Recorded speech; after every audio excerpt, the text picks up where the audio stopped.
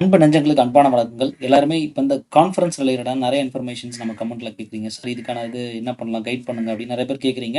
உங்களுக்கான சின்ன சின்ன இன்ஃபர்மேஷன்ஸ மட்டும் நான் இப்ப வந்து ஷேர் பண்றேன். பிஃபோர் சூசிங்க ஒரு நல்ல ஒரு கான்ஃபரன்ஸ் நீங்க அட்டெண்ட் பண்ணணும் அப்படின்னா, அதுக்கு பிஃபோர் நீங்க என்னென்ன பாயிண்ட்ஸ் அந்த கான்ஃபரன்ஸ்ல இருக்கு அப்படின்றத நீங்க கன்சிடர் பண்ணணுங்க. முதல்ல ஆ ஒரு குட் அகாடமிக் கான்ஃபரன்ஸ். குட் கான்ஃபரன்ஸ்ன்றது வேற, குட் அகாடமிக் கான்ஃபரன்ஸ் அப்படின்றது வேற. ஸோ அத தான் எப்படி பண்ணணும் அப்படின்றது, எப்படி அத சூஸ் பண்ணணும் அப்படின்றத பார்ப்போம். ஃபர்ஸ்ட்டு நீங்க ஒரு விஷயம் பண்றீங்க அப்படின்னா, அந்த கான்ஃபரன்ஸுக்கும் அல்லது நீங்க பண்ற வொர்க்குக்கும், அந்த கான்ஃபரன்ஸுக்கும் என்ன ரிலேஷன் இருக்கு அப்படின்றத பாருங்க. ஃபீல்ட் அலைன்மென்ட் அப்படின்னு சொல்லுவோம். அதாவது நீங்க வந்து ஒரு எக்ஸாம்பிள் பார்த்தீங்கன்னா, நீங்க வந்து பார்த்தீங்கன்னா, ஒரு பிளான்ட் ரிலேட்டடா ஒரு ரிசர்ச் பண்ணியிருப்பீங்க. பட் ஆனா அங்க சம்மந்தமே இல்லாம ஏதாவது என்ஜினியரிங் ரிலேட்டடான ஒரு இன்டர்நேஷனல் கான்ஃபரன்ஸ் நடந்துட்டு இருக்கும். அல்லது இன்டர்நேஷனல்ல ஏதாவது ஒரு விஷயம் சம்மந்தமே இல்லாம நடந்துட்டு, அதில போய் நம்ம பார்ட்டிசிபேட் பண்ணணும் அப்படின்ற அவசியம் கிடையாது. உனக்கு உன்னோட ஸ்ட்ரீமு, உன்னோட ஆயுஷ் மெடிசினோ அல்லது சித்தா மெடிசினோ அல்லது ஆயுர்வேதாவோ உங்களோட நீங்க ஆயுஷ் கேண்டிடேட்டா இருக்கிறீங்கன்னா, உங்களுக்கு என்ன ஸ்ட்ரீம்ல இன்ட்ரெஸ்ட் இருக்கு. இதுல இருந்து மல்டி டிசிப்ளினரி ஸ்ட்ரீம்ஸ்ன்னு சொல்லுவோம். பயோடெக்னாலஜியோ உங்களோட கான்செப்ட் எப்படி பயோடெக்னாலஜி ஃபீல்டுக்கு சூட் ஆகும் அப்படின்ற அந்த சூட்டபிலிட்டிய பார்த்து நம்ம வந்து கான்ஃபரன்ஸ்ல போறது, அந்த நாலேட்ஜ கேதர் பண்ணணும்னு நினைக்கிறது அப்படின்றது ரொம்பவே நல்லாயிருக்கும். டாபிக் ஸ்பெசிஃபிசிட்டி டாபிக்க வந்து நம்ம ஸ்பெசிஃபிக்கா இப்ப அதான் சொல்றேன். கான்ஃபரன்ஸ் வந்து டிஃபரண்ட் ஏரியால வந்து நடத்துவாங்க. டிஃபரண்ட் தீம்ஸ்ல வந்து நடத்துவாங்க. அந்த தீம்ஸ் உங்களுக்கு ஸ்பெசிஃபை இந்த இன்னைக்கு நாளைக்கு வந்து ஒரு இன்னைக்கு நாளைக்கு வந்து ஒரு 10 கான்ஃபரன்ஸ் நடக்குது. அந்த 10 கான்ஃபரன்ஸுமே நம்மளால போ முடியாது. பட் அதுல அந்த 10ல அல்லது நெக்ஸ்ட் மந்த் நடக்கக்கூடிய அந்த 10ல என்னால இந்த கான்ஃபரன்ஸுக்கு போனா ஐ கெட் சம் நாலேட்ஜ் அப்படின்ற ஒரு விஷயம் கிடைச்சதுன்னா, அதுதான் நம்ம ஒரு மெடிக்கோவா நமக்கு அது வந்து யூஸ்ஃபுல்லான ஒரு விஷயமா இருக்கும். பீயிங் அன் மெடிக்கோ நம்ம நெறைய மெடிக்கல் கான்ஃபரன்ஸஸ் வந்து அட்டெண்ட் பண்ணணுங்க. அப்பதான் நெறைய பீப்பிள்ஸ வந்து தெரிஞ்சுக்க முடியும். டிஃபரெண்ட் ஏரியாஸ்ல ஒர்க் பண்ற பீப்பிள்ஸ தெரிஞ்சுக்க முடியும். ஒவ்வொருத்தவங்களும் என்ன மாரியான விஷயங்கள யோசிக்கிறாங்க அப்படின்ற விஷயங்கள தெரிஞ்சுக்க முடியும். ஸோ, இதுக்காக தான் இந்த விஷயத்த பண்றோம். ஒவ்வொரு கான்ஃபரன்ஸும் டைரக்ட்டா சும்மா போய் பார்த்துட்டு மட்டும் வர்றது அப்படின்ற மாரி இல்லாம, மேக்ஸிமம் கால் ஃபார் பேப்பர்ஸ் அப்படின்னு ஒரு விஷயம் அதில குடுத்துருப்பாங்க. இந்தந்த டீம்ஸ்ல தாங்க அப்படின்றது கேட்டிருப்பாங்க. மேபி நம்மளால முடிஞ்சா அந்த கால் ஃபார் பேப்பர்ஸ்லயும் பார்ட்டிசிபேட் பண்ணி ஒரு அப்ஸ்ட்ராக்ட்ட சப்மிட் பண்ணி போயிட்டு வர்றது ரொம்பவே நல்லது.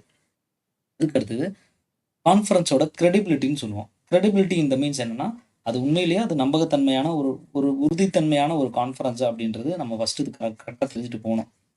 எக்ஸாம்பிள் ஒரு சில இடத்துலலாம் நடக்கும். அதாவது பார்த்தீங்கன்னா, கான்ஃபரன்ஸ்ன்னு சொல்லிடுவாங்க. நீங்க வந்து வந்தாலும் சரி, வரலனாலும் சரி, ஆன்லைன்ல கூட நீங்க பிரசன்ட் பண்ணிக்கலாங்க. இது பண்ணிக்கலாம்.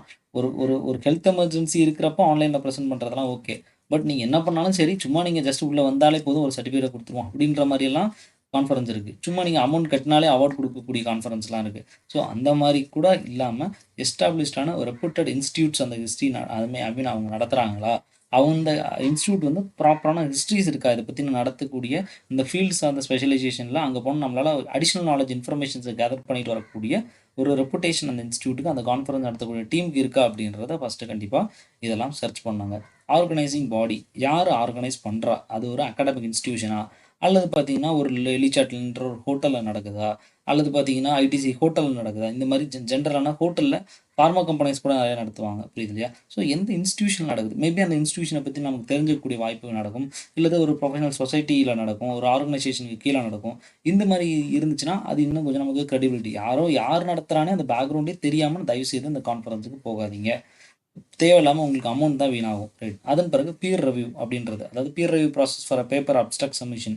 நீங்க ஒரு விஷயம் அப்ஸ்ட்ராக்ட் பேப்பர சப்மிட் பண்றீங்க. எப்பவுமே பார்த்தீங்கன்னா, ஒரு கான்ஃபரன்ஸ்ன்றது அட்லீஸ்ட் ஒரு 3 மாசத்துக்கு முன்னாடியே ஜென்ரலா கால் ஃபார் பண்ணுவாங்க. பண்ணிட்டு என்ன பண்ணுவாங்கன்னா, உங்களோட அப்ஸ்ட்ராக்ட்ட வாங்கிட்டு ஸ்ரீலங்காலலாம் அது ரொம்ப ஸ்ட்ரிக்ட்டா இருக்கும்.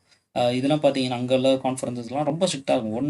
எப்படியும் 6 மந்த்க்கு முன்னாடியே அப்ஸ்ட்ராக்ட்லாம் இது பண்ணிட்டு 3 மந்த்ஸ் டைம் குடுத்து அப்ஸ்ட்ராக்ட்லாம் வாங்கிடுவாங்க. வாங்கிட்டு 1 மந்த் ஃபுல்லா ரிவ்யூவா அடிப்பாங்க. ரிவ்யூனா it's a kind of scientific persons வந்து அந்த விஷயத்த வந்து ரிவ்யூ பண்ணுவாங்க. அதில கரெக்ஷன்ஸ் என்ன இருக்கு?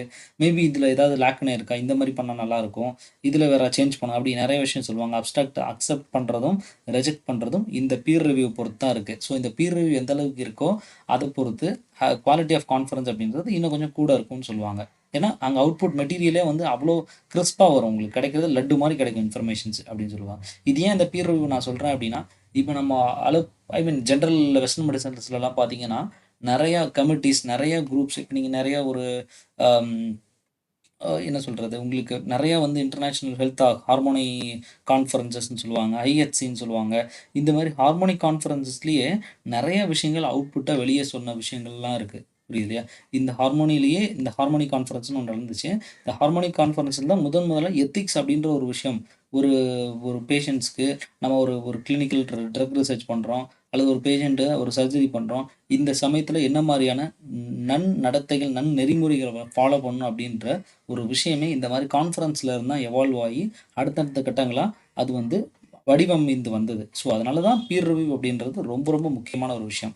அப்புறம் நெட்வொர்க்கிங் அண்ட் விசிபிலிட்டி. நெட்வொர்க்கிங் அப்படின்றது என்ன அப்படின்னா, கூடவே என்னன்னா எந்தெந்த இன்ஸ்டியூட்ஸ்லலாம் பார்ட்டிசிபேட் பண்ணுறாங்க, எத்தனை அடிஷ்னல் ரிசர்ச்சர்ஸ் வந்து உங்களுக்கு வந்து அங்கே கான்டாக்ட் கிடைக்குது, கொலாபரேட் வேறு யாராவது வெளியிலேருந்து வராங்களா, ஒரு இண்டஸ்ட்ரியிலேருந்து வரக்கூடிய பர்சன்ஸ் அப்படி எல்லாத்தையும் அந்த இடத்துல இப்போ நீங்கள் ஒரு ப்ரெசென்ட் பண்ணிட்டு முடிச்சுட்டு வரீங்க. முடிச்சுட்டு வந்தோன்னே, தம்பி இது கொஞ்சம் நல்லா இருந்துப்பா, இதில் இந்த வேரியேஷன்ஸ் இருக்குது, நான் இந்த மாதிரி ஒரு டைப்பில் ஒர்க் பண்ணியிருந்தேன், அவங்களோட நாலேஜும் நமக்கு கிடைக்கும்.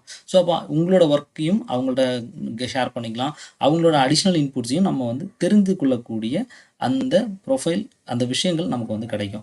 And publication opportunity. ஒரு சிலவங்க என்ன பண்ணுவாங்கன்னா, கான்ஃபரன்ஸ் ப்ரொசீடிங்ஸ்னு ஒன்று போடுவாங்க. இன்னும் ரெப்யூட்டேஷனல் ஜேர்னல்ஸ் அல்லது இண்டெக்ஸ்டு ஜேர்னல்ஸில் வந்து அவங்க வந்து அதையே பப்ளிஷ் பண்ணி கொடுக்குறன்னு ஒரு சிலவங்க சொல்லுவாங்க. அது டபுள் ஆப்பர்ச்சுனிட்டி.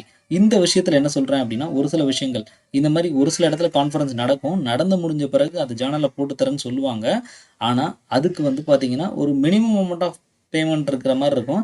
ஒரு சில இடத்துல நல்ல குவாலிட்டியான பேப்பராக இருந்துச்சு அப்படின்னா ஃப்ரீயாகவே பப்ளிஷ் பண்ணக்கூடிய வாய்ப்பு இருக்குது. இப்போ நிறைய இடத்துல பார்த்தீங்கன்னா பண்ணிவிடுவாங்க. பட் சும்மா ஒரு இண்டெக்ஸுமே இருக்காது. ப்ளைனாக யூஜிசி ஜேர்னலில் நியர்லி அதுக்கு நீங்கள் 10,000 பே பண்ணி நீங்கள் உங்களை வந்து பப்ளிஷ் பண்ண சொல்லுவாங்க. இப்படிலாம் நடந்திருக்கு ப்ரீவியஸ் ஹிஸ்ட்ரீஸில். சரியா? அதனால் கான்ஃபரன்ஸ் செலக்ட் பண்ணும்போது நல்லா ப்ராப்பராக செலக்ட் பண்ணணும். ஆஃப்டர் பப்ளிஷிங் அந்த அந்த பப்ளிஷ் ப்ரொசீடிங்ஸ் வந்து பண்ணுறப்போ அவங்க புக்லேயே பண்ணிட்டாங்கன்னா ஓகே, இல்லை ஜேர்னல்ஸில் பண்ண சொல்கிறாங்க அப்படின்னா கம்பல்சரி நீங்கள் வந்து அக்செப்டன்ஸ் கொடுக்குறாங்கன்னா அதை அடுத்து ப்ரொசீட் பண்ணுங்கள். பட் பேமெண்ட்னு வர்றப்போ கொஞ்சம் யோசிச்சு பண்ணுங்கள். 10,000 அப்படின்றது it's a big amount for a UG scholar. ஒரு ஆயுஷில் நமக்கு வந்து ரொம்ப கஷ்டமானது. விசிபிலிட்டி மேபி அதை வந்து அந்த ஒர்க்கை வந்து எங்கெல்லாம் டிசைட் பண்ணுறாங்க, ஆன்லைன் ப்ரொசீடிங்ஸ் பண்ணுறாங்களா, என்னென்னலாம் ஏரியாஸில் வந்து அதை ப்ரொமோட் பண்ணுறாங்க அப்படின்றதையும் பார்த்துக்கலாம். ப்ராக்டிக்கலான கன்சிடரேஷன்ஸ் என்னென்னா, ஒரு கான்ஃபரன்ஸ் அப்படின்றது மினிமம் ஒரு அகாடமிக்கான கான்ஃபரன்ஸ் மினிமம் ஒரு யூஜி ஸ்டூடெண்ட்ஸ்னால் நியர்லி எனக்கு தெரிஞ்சு 200 ரூபீஸ் வாங்கக்கூடிய கான்ஃபரன்ஸ்லாம் உண்டு, 500 ரூபீஸ் வாங்கக்கூடிய கான்ஃபரன்ஸ் உண்டு, 1000 ரூபீஸ் வாங்கக்கூடிய அகாடமிக் கான்ஃபரன்சஸ் உண்டு. இதே அடிஷ்னலாக தங்குறதுக்கு ஏதாவது இருக்குது அப்படின்னா அவங்க அடிஷ்னல் சார்ஜஸ் பண்ணக்கூடிய இது பண்ணுவாங்க. ஒட்டுமொத்தமாக கான்ஃபரன்ஸ்னாலே 3,500 அப்படின்ற விஷயத்துக்கு இந்த ஸ்டேஜில் மூவ் ஆக வேண்டாம். ஒரு சில இடத்துல 3,000 வாங்கக்கூடிய அகாடமிக் கான்ஃபரன்ஸும் இருக்குது. அது நமக்கு முடிஞ்சு அது நம்ம க்ரைட்டீரியா சொல்லியிருக்கோம் இல்லையா, எத்தனை க்ரைட்டீரியா இது எல்லாம் செட் ஆச்சுன்னா மட்டும் தயவு செய்து அதை வந்து சீக் பண்ணுங்கள். அல்லாட்டி அதுக்குள்ளே போய் மாட்டிக்க வேண்டாம். டைமிங்ஸ் வந்து பாருங்கள், எந்தெந்த டைம்ஸ். ஒரு சில மிட் நைட் 11 மணி வரைக்கும் கான்ஃபரன்ஸ் நடக்கும்னு போட்டுருவோம். ஈவினிங் 6 தான் ஆரம்பிக்கும். அப்போ பகலில் என்ன பண்ணுறது, இப்படி நிறையா பிரச்சனைகள் இருக்குது. ஒரு அகாடமிக் இன்ஸ்டியூஷன்னா மார்னிங் ஒரு ஸ்டாண்டர்டாக ஒரு 9 to 10 ஸ்டார்ட் ஆகும். ஈவினிங் ஒரு 5 முடிஞ்சிடும். ஈவினிங் சின்னதாக நீங்கள் ஒரு ரிலாக்ஸேஷன் ஃப்ரெண்ட்ஸோட சின்ன ஒரு டாக் இதெல்லாம் முடிச்சுட்டு ஒரு அதர் இன்ஸ்டியூட் பீப்புள்ஸ்லாம் நீங்கள் பார்க்குறதுக்கு வாய்ப்பு வந்து கிடைக்கும். அதன் பிறகு பார்த்தீங்கன்னா எந்த லொக்கேஷனில் இருக்குது, ஏதோ ஒரு ரூரல் சம்மந்தமே இல்லாமல் பஸ்ஸே இல்லாத ஒரு காட்டில் இருக்கக்கூடிய இன்ஸ்டியூட்டில் நம்ம போய் கான்ஃபரன்ஸ் அட்டன் பண்ண முடியாது. Whether it is in acceptable manner or not, உங்களோட அந்த ஈஸியாக நம்ம ரீச் பண்ணக்கூடிய விஷயமா இருக்கா அப்படின்றத கண்டிப்பாக வந்து பார்த்துக்குங்க. அண்ட் கூடவே இன்னொரு விஷயம், அடிஷ்னலான விஷயம், ஒரு ரெப்யூட்டபுளான ஒரு கான்ஃபரன்ஸை நீங்கள் கண்டுபிடிக்கணும் அப்படின்னா கண்டிப்பாக ஒரு ஃபேக்கல்ட்டியோட உங்களோட இப்போ ஃபேக்கல்ட்டி உங்களுக்குன்னு ஒரு கைடு இருப்பாங்க, சீனியர் ரிசர்ச்சர் இந்த ஃபீல்டில் இருப்பாங்க. ஸோ அவங்கள்ட்ட ஒரு ஒப்பீனியன் வாங்குறது, இந்த கான்ஃபரன்ஸ் அட்டன் பண்ணலாமான்னு. ஏன்னா ஆரம்ப நேரத்தில் எல்லாமே இது வந்து நமக்கு சூட்டபிலிட்டியான கான்ஃபரன்ஸான்னு சொல்லிட முடியாது. அதனால் இந்த மாதிரி ஒப்பீனியன் கேட்குறது இன்னொரு வகையில் நல்லது தான். அண்ட் ஏதாவது சொசைட்டிஸோட ஏதாவது ஆர்கனைசேஷன்ஸோட கனெக்ஷன் இருக்கீங்கன்னா அவங்க ஒரு சில கான்ஃபரன்ஸஸ் நடத்துவாங்க, அதுவுமே நம்ம வந்து இது பண்ணலாம். அண்ட் ஆன்லைன் ரிசோர்ஸஸில் இந்த இன்ஃபர்மேஷன்ஸ்லாம் வந்து ஷேர் பண்ணுவாங்க. ஸோ அந்த விஷயத்தை எல்லாமே நம்ம வந்து ஃபாலோ பண்ணி அதுலேயும் நம்ம வந்து இது பண்ணலாம். அண்ட் ஒரு சில இடத்துல ஆயுஷ் பொறுத்தவரை நம்ம ஸ்பெஷல் கன்சிடரேஷன்ஸ் என்ன அப்படின்னா, இந்த மாதிரியான இப்போ நான் சொன்னல இந்த கைட்லைன்ஸ் எல்லாமே ஒரு சில ஒர்க் ஷாப்ஸ்க்கு, ஒரு சில ப்ராக்டிக்கல் செஷன்ஸ்க்கு, கிளினிக்கல் ட்ரைனிங்ஸ்க்கு சூட் ஆகாது. ஏன் அப்படின்னா இப்போ நம்ம சித்தாலேயோ இல்லை ஒரு ஆயுர்வேதாலேயோ ஒரு யுனானிலேயோ ஹோமியோபதியிலையோ ஒரு கிளினிக்கல் ட்ரைனிங் நடக்குதுன்னா ஒரு கிளினிக்கல் ட்ரைனி ஒரு எக்ஸ்பர்ட் டாக்டர் வந்து ஸ்பெஷலைஸ்டாக இருப்பாங்க.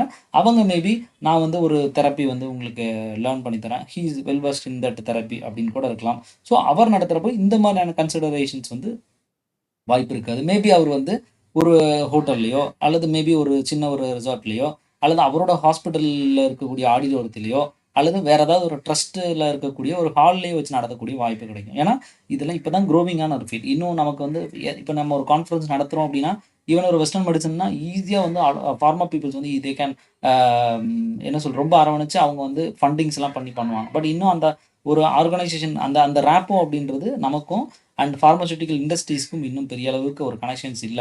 ஒரு பார்மசூட்டிக்கல் இண்டஸ்ட்ரி தனியா நடத்துறதே இன்னைக்கு ரொம்ப கம்மியா தான் இருக்கு. இதே வந்து வெஸ்டர்ன் மெடிசின்ஸோட இது பாருங்க, அவங்க ஹெவியா அந்த கான்ஃபரன்ஸ் மூலியமா நெறைய டாக்டர்ஸ்க்கு இந்த மெடிசின்ஸ வந்து ப்ரோபகேட் பண்றது, அந்த மெடிசின்ஸோட கிளினிக்கல் ட்ரையல்ஸ வந்து ஷேர் பண்றது, அந்த மாரி இன்ஃபர்மேஷன்ஸ்லாம் அதிகமாயிட்டே இருக்கு.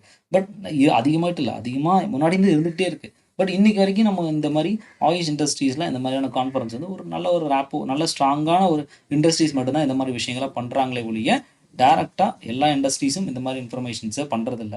ஈவன் நான் இன்னும் நெறைய கேள்விப்பட்டதெல்லாம் பொறுத்தவரை என்னன்னா, இந்த மாரி ட்ரையல்ஸ் எல்லாமே பார்த்தீங்கன்னா, இப்ப பிஜி போஸ்ட் கிராஜுவேட்ஸ் ட்ரையல்ஸ்ல மெடிக்கல் ட்ரையல்ஸ்லாம் பண்றாங்க இல்லையா? ட்ரக் ட்ரையல்லாம் பண்றப்போ எம்டி டெஸ்டினேஷன்ஸ்ல பார்மசூட்டிக்கல் இண்டஸ்ட்ரியே ட்ரக் குடுத்து ஸ்பான்சர் பண்ணி ட்ரையல் பண்ணக்கூடிய இதெல்லாம் உண்டு. ஸோ இந்த மாதிரியான ஒரு ஆரோக்கியமான விஷயம் ஆயுஷ் சிஸ்டத்துலயும் வந்துச்சுன்னா, இன்னும் கொஞ்சம் நல்லாயிருக்கும் அப்படின்றத ஒரு விழிப்புணர்வா தெரிவித்துக் கொள்கிறேன். ஸோ கூடவே என்னன்னா, நீங்க எந்த கான்ஃபரன்ஸ் போனாலும் உங்களுக்குன்னு ஒரு டீம் அமைச்சுக்கோங்க. ஒரு 2, 3 பேர் சேர்ந்து போங்க. போறப்ப என்னன்னா, உங்களுக்குன்னு ஒரு செக்யூரிட்டி அண்ட் சேஃப்டி இருக்கும். நம்ம இங்கேருந்து ஒரு தூரமா போறோம். அதர் ஸ்டேட் கூட இருக்கலாம், அதர் டிஸ்ட்ரிக்ட் கூட இருக்கலாம். ஸோ அங்க போறப்போ உங்களுக்கு தெரியாத இடம், சின்ன சின்ன ஒரு கைடன்ஸ் இருந்துச்சுன்னா உங்களுக்கு நல்லாயிருக்கும். ஒரு ஃப்ரெண்ட்ஸ் அப்படின்றப்போ உங்களுக்கு குரூப்பான நாலேஜும் கேதர் பண்ணிக்க வாய்ப்பு இருக்கும். அண்ட் உங்களுக்குள்ள ஒரு ஒரு மாரல் சப்போர்ட்டும் இருக்கும். யாராவது சிங்கிளா போயிட்டு எங்கேயோ போய் மாட்டி, அது வேற மாரி பிரச்சனை ஆயிறக்கூடாது இல்லையா? ஸோ அதனால தயவுசெய்து இந்த மாரி போங்க. ஒரு சில இடத்துல என்ன பண்ணுவாங்கன்னா, இன்ஸ்டிடியூஷனே உங்களுக்கு வந்து கான்ஃபரன்ஸுக்கு அலோவ் பண்ணி, குரூப்பா 10 மெம்பர்ஸ், 15 மெம்பர்ஸ்னு ட்ரெயின்ல உங்களுக்கு போறக்கூடிய ஆப்பர்ச்சுனிட்டி இருந்தாலும், அந்த மாரி பெனிஃபிட்ஸையும் நீங்க வந்து கட்டாயம் யூட்டிலைஸ் பண்ணிக்கலாம். என்னதான் கான்ஃபரன்ஸ் இருந்தாலும், அங்க போயிட்டு நீங்க என்ன நாலேட்ஜ் எடுத்துட்டு வரீங்க அப்படின்றது ரொம்பவே முக்கியம். எந்தெந்த கான்ஃபரன்ஸ் இந்த மாரியான பேசிக்கா விஷயத்த ஆப்ஷன் பண்ணி சூஸ் பண்ணி போங்க. கான்ஃபரன்ஸுக்கு போன பிறகு அங்க நம்மளோட அதாவது நம்ம அப்ஸ்ட்ராக்ட் சப்மிஷன் பண்ணணும்னு நெனைக்கிறோம். பட் நம்மளால எதுவும் பண்ண முடியல.